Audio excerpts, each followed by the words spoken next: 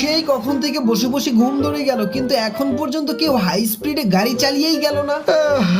আর কত মিটারের দিকে তাকিয়ে থাকবো, সবাই তো 100 স্পিডের মধ্যেই গাড়ি চালাচ্ছে। আরে না, একটা গাড়ি তো মনে হয় ভালো স্পিডে যাইতেছে। আরে 121 স্পিড পাইছি রে, আজকে তোরে খাইছি। এই পিপ পিপ, আরে এই গাড়িগুলো সাইড দেয় না কেন? তাড়াতাড়ি আমাকে যেতে হবে। আরে শালা, এই ছেলের দেখি প্রচুর তারা। কই যাবি? দাঁড়া, তোর জানটা টুকুস করে বের করে নিব এক্ষুনি। এই তো রাস্তার ভিতরে বড় একটা পাথর রেখে দিলাম, এইটার সঙ্গে এক্সিডেন্ট করবি আর তোর জান নিয়ে আমি চলে যাবো চাঁদের দেশ। হ্যালো দাদা, কি খবর?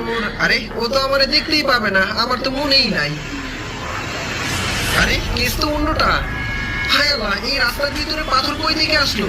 উফ, অল্পের জন্য বেঁচে গেছে বেচারা। হায়, একটু হলে মিস্টেক হয়ে যেত। আমি কি টেনশনে আমার চোখ দিয়ে ভুল কিছু দেখতেছি নাকি? এখন তো দেখি আবার দুটো গাড়ি, এরা তো সাইডও দিচ্ছে না। কি বিপদে পড়লাম! না, আর মনে হয় সময় মতো হসপিটালে যেতে পারবো না। হায় আল্লাহ।